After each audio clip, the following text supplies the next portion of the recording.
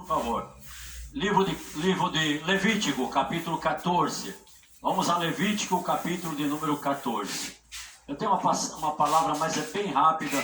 Eu quero só confrontar você com alguma coisa nessa noite, por favor. Livro de Levítico, capítulo de número 14. 14, verso de número 11. 14, 11 de Levítico, por favor. Vamos lá. Eu gostaria que você prestasse atenção. É uma palavra rápida, mas ela tem que ser aplicada na noite de hoje. A noite de hoje, tá bom? Vamos lá. E o sacerdote que faz a purificação apresentará ao homem que houver de purificar-se com aquelas coisas perante o Senhor, à porta da tenda da congregação. E o sacerdote tomará um dos cordeiros, oferecerá por expiação de culpa, e o log do azeite, e os oferecerá por oferta movida perante o Senhor. Então degolará o cordeiro no lugar em que se degola a oferta da expiação do pecado e o holocausto, no lugar santo, porque quer a oferta da expiação da culpa como a da expiação do pecado é para o sacerdote, coisa santíssima é. E o sacerdote tomará do sangue da expiação da culpa, e o sacerdote porá sobre a ponta da orelha direita daquele que tem de purificar-se, e sobre o dedo polegar da sua mão direita, e o dedo do polegar do seu pé direito. Para um pouquinho no 14, por favor. 3 lugares que o sangue era degolado o cordeiro, era colocado o sangue na mão esquerda do sacerdote, ele fazia a concha, como uma concha, e havia na frente dele uma pessoa leprosa. A lepra no deserto, ela era pouca. A lepra no deserto, nós temos poucos acontecimentos na Bíblia.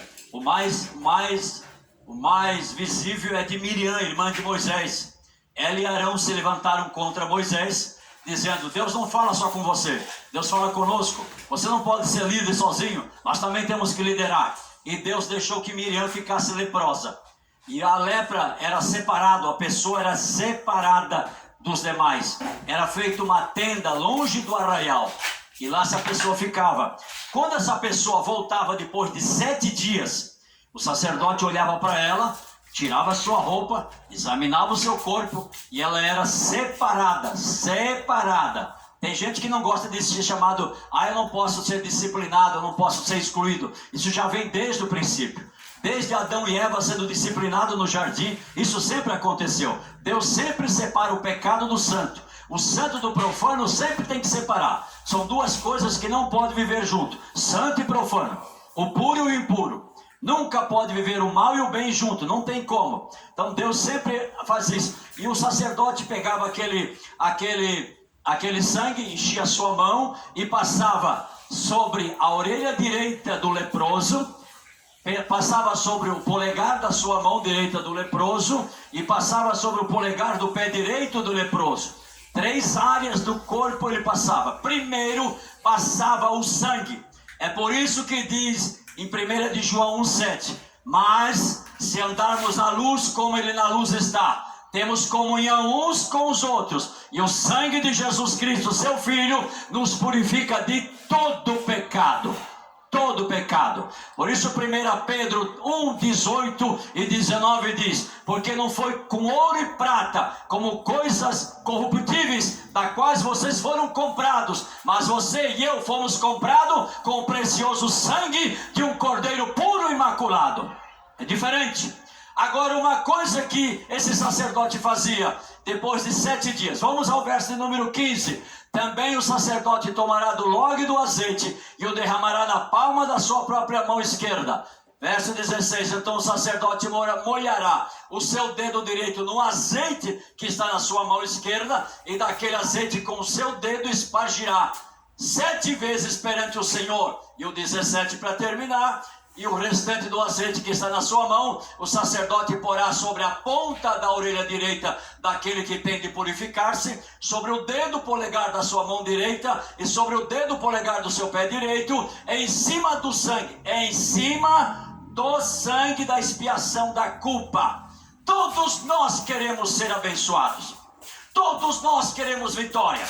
Todos nós queremos saúde, Todos nós queremos portas abertas. Todos nós queremos estar com as mãos cheias. Mas tem uma coisa, o livro de Levítico é o livro do manual da liturgia. O que é liturgia? Esse culto começou 5 horas da tarde lá e depois passou para cá. O modo de sentar, o modo de entrar, o modo de tocar, o modo do som, o modo dos obreiros, isso chama-se liturgia. A liturgia do culto. E o livro de Levítico diz a liturgia da purificação. A liturgia de quem é e quem precisa ser purificado e de quem está autorizado a usar a purificação.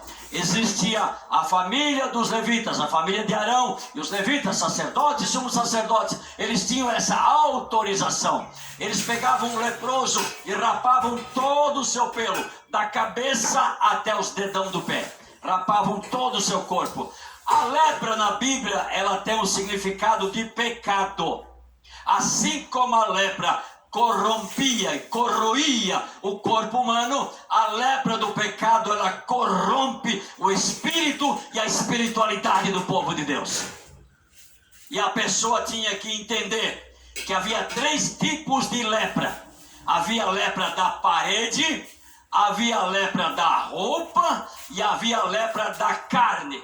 Havia a lepra da parede, porque quando eles entraram em Canaã, eles nunca viveram em casas de pedra. Eles viviam em tendas. No Egito eles viviam em casas de barro. E no deserto, 40 anos, eles viveram em tendas. Quando chega em Canaã, Deus dá para eles castelo, dá fazenda, dá sítios, dá casas muradas e casas de pedra. E em Canaã tinha a lepra da parede. Uma lepra, um fungus que agarrava na pedra e na massa que estava entre as pedras. Era um fungo verde e tinha o poder de matar o habitante da casa. Então a pessoa tinha que chegar e chamar o sacerdote e dizer: sacerdote, eu acho que na minha casa tem lepra. E o sacerdote ia lá e examinava e disse: sai de dentro da casa. Vamos esperar 7 dias. Se aumentar é lepra, se não aumentar não é lepra. Ele voltava depois de 7 dias e aumentou. Ele dizia: não entre para dentro da casa, vamos arrancar essas pedras, vamos colocar pedras novas, massa nova e vamos ver a casa. E a lepra cessava. Quem pode dizer amém? Eu tenho uma casa. Quem tem uma casa, diga glória a Deus. Quem tem uma família, diga glória a Deus. No passado, as pessoas chegavam para o pastor presidente e diziam: pastor, a minha casa não está boa, a minha vida conjugal não está boa, a minha vida familiar não está boa, alguma coisa está acontecendo errado na minha casa. Eles se abriam para o pastor, eles se abriam para o sacerdote. Hoje não tem mais isso. Hoje as pessoas se escondem atrás de 4 paredes e lá se sabe que vida estão levando, que vida estão aí comungando dentro da sua casa. E está um perigo hoje. As pessoas vivem com esse pecado dentro da sua casa, mas não tem coragem de abrir o coração e dizer: eu preciso de socorro na minha casa, eu preciso de ajuda no meu casamento, eu preciso de socorro com meus filhos, eu preciso de socorro na minha vida espiritual. Isso tem matado muitas pessoas. No passado era uma lepra de parede, hoje é uma lepra no meio da família. É uma coisa que corrói, que corrompe. E é muito importante isso. A mesma coisa eles faziam com a roupa do corpo. Ela tinha um fungus, uma nódoa. Ela tinha algo que corrompia o fio do algodão. E essa lepra, ela passava para o corpo humano e ela matava as pessoas. E o sacerdote tinha que conhecer isso. Ele mandava queimar aquela roupa e aquela não se usava mais. Eu nunca preguei sobre costume de roupa, nunca. E nunca vou pregar. Porque cada um de nós sabe como agradar a Deus. Cada crente sabe como agradar a Deus. Não preciso estar aqui dizendo: está apertada essa roupa, está curta, está feia, você está muito sensual, está muito isso, muito aquilo. Eu não preciso falar e você não precisa para mim, porque nós temos o Espírito Santo e sabemos como agradar a Deus. Só que tem muita gente hoje, ainda além de não servir a Deus, atrapalha quem quer servir a Deus. Já entrei nessa área, eu não quero entrar nessa área. Eu não quero entrar nessa área. Mas a pessoa chegava para o sacerdote e dizia: tem lepra no meu corpo, tem umas bolhas brancas na minha pele. E o sacerdote separava ele 7 dias. 7 dias separado de toda a família, 7 dias separado da comunidade onde vivia. E o sacerdote dizendo: aqui 7 dias você vai ser visitado por um sacerdote. O sacerdote chegava lá, visitava ele de novo, e se a lepra aumentou, ele disse: você precisa ser purificado, você precisa de um milagre. No tempo de Jesus, lepra era o mesmo que curar um leproso, era o mesmo trabalho que ressuscitar um morto. Dava o mesmo trabalho, era o mesmo ofício e era a mesma dificuldade. E hoje não é diferente. Hoje, para ressuscitar alguém que está morrendo, nós temos que lutar, nós temos que chorar, nós temos que conquistar essa pessoa para que ela abra o coração. Porque não é chegar aqui, meus irmãos, e tocar nesse pão e nesse cálice de qualquer maneira, andando de qualquer jeito, vivendo de qualquer jeito. Nós temos que entender isso. Isso aqui é um compromisso com os céus, é um compromisso com a vida eterna, é um compromisso com a salvação.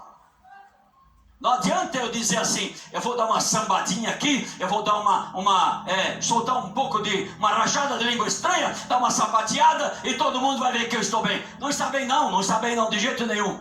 Não é assim que se diz que está bem. Quando Judas chegou no jardim do Getsemane, quando Judas chega no jardim do Getsemane, ele está levando aquela turba de soldado e ele diz assim: eu vou dar um beijo para mostrar para vocês quem é o mestre. O beijo tinha 2 significados. Para Jesus ele queria dizer: mestre, eu estou assim contigo, ó. Estou assim com o Senhor. Nós dois somos um só. E ele tinha outro significado, para mostrar para os inimigos quem era Jesus.